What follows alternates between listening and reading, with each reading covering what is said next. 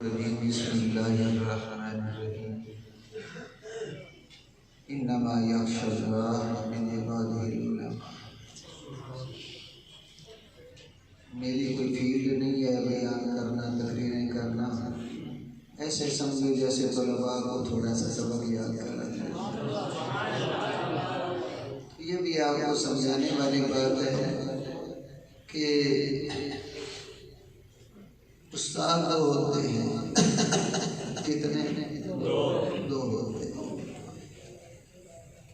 ایک مطلق استاد ہوتا ہے جس کے ساتھ قید نہیں ہوتی، اور ایک مقید استاد ہوتا ہے جس کے ساتھ قید ہوتی ہے۔ یعنی ایک استاد ہوتا ہے، ایک گرو استاد ہوتا ہے۔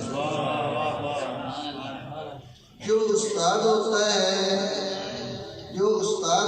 ہے وہ صرف فن پڑھاتا ہے، وہ صرف کتاب کا سبق دیتا ہے، اور جو گرو استاد ہوتا ہے نا، وہ سبق کے ساتھ ساتھ زندگی گزارنے کے گر بھی سکھاتا ہے۔ وہ زندگی کے کردار سازی کے ڈسپلن کے گر بھی سکھاتا ہے۔ اس کو گرو استاد کہتے ہیں۔ اب میں تو صرف اتنی بات کرنا چاہتا ہوں کہ قبلہ صاحبزادہ والا شان عزت مآب صاحبزادہ سید ہدایت رسول شاہ صاحب دامہ فیض انہوں نے مولانا منیر شہباز صاحب رحمۃ اللہ تعالی علیہ کو ڈسپلن کے گر سکھائے، اور آگے انہوں نے پورے مدرسے کو گر سکھایا۔ ایک حدیث پاک عرض کروں گا کہ دیکھو، میں آپ سے یہ پوچھنا چاہتا ہوں کہ شاہ صاحب کو پیری مریدی کرتے تھے؟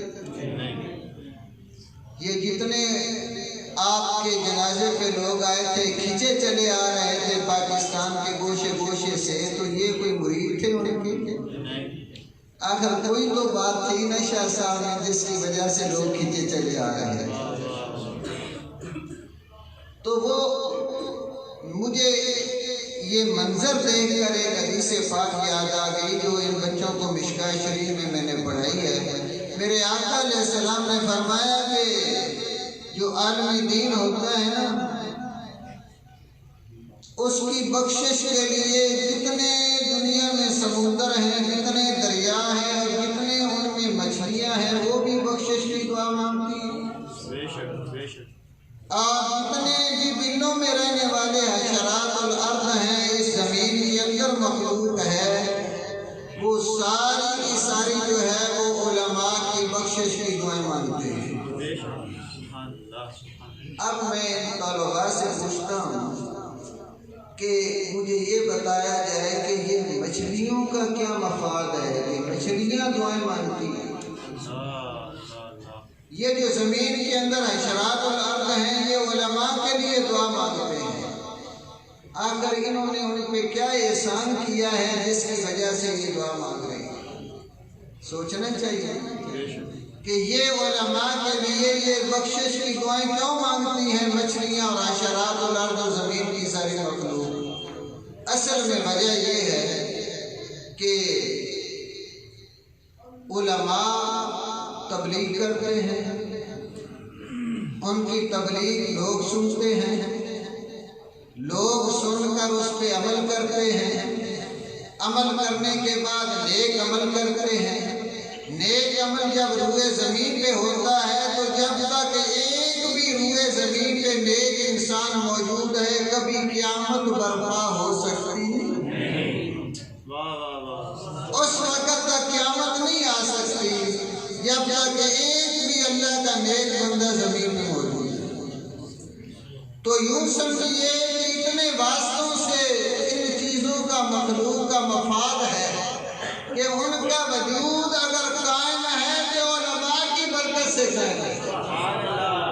علماء کی برکت سے قائم ہے۔ یہ اتنے واسطوں سے یہ کنایا علم معنی میں ہم پڑھاتے رہتے ہیں کہ جیسے کہا جاتا ہے نا، مگس کو باغ میں جانے نہ دیجیے، کہیں نہ حق خون پروانے کا نہ ہو۔ یعنی مکھی کو باغ میں نہ جانے دینا، ورنہ پروانہ مر جائے گا۔ اب بتائیے اس مکھی کے باغ میں جانے کا کیا تعلق ہے پروانے کے مرنے کے ساتھ؟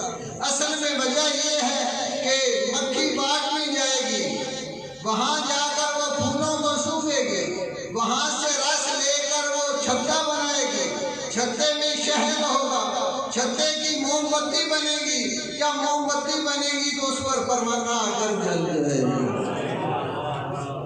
کتنے واسطوں کے ساتھ یہ کنایہ کیا جا رہا ہے۔ اس کی ایک اور مثال دیتا ہوں، جیسا کہ کہا جاتا ہے کہ فلاں کثیر الرماد، فلاں آدمی کے گھر میں بڑی چولہے میں سیاسہ ہے اور راکھ ہے، کثیر الرماد، کثیر راکھ والا فلاں آدمی ہے۔ یہ کنایہ ہے سخی سے، جس کے بارے کہا جاتا ہے کہ فلاں کے گھر میں بہت زیادہ راکھ ہے، اس کا مطلب ہوتا ہے وہ گھر والا سخی ہے۔ وہ سخی کیوں ہے؟ یہ سا اور راکھ سے یہ اشارہ سخی کی طرف کیسے ہو رہا ہے؟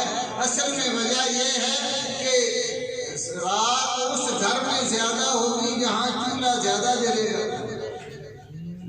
اور چولہا زیادہ وہاں جلے گا جہاں روٹیاں زیادہ پکائی جائیں گی، اور روٹیاں وہاں زیادہ پکائی جائیں گی جس گھر میں مہمان آئیں گے۔ مہمان جس گھر میں زیادہ آئیں گے تو وہ سخی ہی ہوگا، اور کون ہوگا؟ تو اسی طرح یعنی مچھلیاں اور حشرات الارض یہ کیوں علماء کی بخشش کی دعائیں مانگتے ہیں؟ اس لیے مانگتے ہیں کہ یہ علماء تبلیغ کرتے ہیں، اور نبی پاک علیہ السلام نے فرمایا اس کائنات کا انجام جو ہے وہ شرار خلق پر ہوگا، یعنی بدترین لوگوں پر ہوگا۔ کوئی بھی روئے زمین پہ نیک انسان نہیں رہے گا، جس کی وجہ سے قیامت برپا ہو جائے گی۔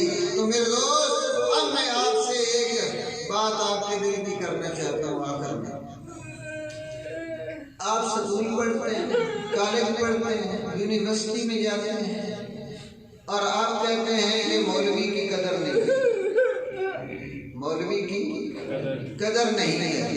ہم اپنے بچوں کو علماء نہیں بنائیں گے، ہم اپنے بچوں کو مولوی نہیں بنائیں گے، ہم دین کا علم نہیں پڑھیں گے، ہم یونیورسٹیوں کا علم پڑھ کر ڈائریکٹر کے ڈائریکٹر بنیں گے۔ یہ مطلب کہ ہم جو ہیں آگے سے آگے نکلیں گے۔ یہ آپ کا ایک ذہن ہے کہ ہم کالج میں جائیں گے۔ اب مجھے یہ بتاؤ کہ اتنا مرتبہ جو ہے کسی کالج اور یونیورسٹی کے پروفیسر کو ملا ہے جو شاہ صاحب کو ملا ہے؟ ان کے پاس کیا تھا؟ دین کا علم تھا، ان کے پاس کیا تھا؟ قرآن کا علم تھا، جس کی وجہ سے اللہ تعالیٰ نے ان کو یہ مقام دیا ہے۔ اب میں چیلنج کرنا چاہتا ہوں، میں کہتا ہوں پوری دنیا میں مجھے کوئی ایک ایسا عالمی دین بتاؤ جس کی عزت نہ ہو، کوئی ایک عالمی دین مجھے بتاؤ کہ جس کی عزت نہ ہو۔ میں امام مسجد کی بات نہیں کر رہا، میں صرف بچوں کو پڑھانے والے کی بات نہیں کر رہا، میں جاہل اماموں کی بات نہیں کر رہا، میں ان کی بات کر رہا ہوں جو عالم دین ہیں۔ اب مجھے بتاؤ کہ روئے زمین پہ جو عالم دین ہوگا اللہ کے فضل سے اس کی جو عزت ہے وہ دنیا میں بھی ہے اور قبر میں بھی ہے اور حشر میں بھی ہے۔ پڑھو گے، دین پڑھو گے، اللہ تعالیٰ آپ کو قبول فرمائے۔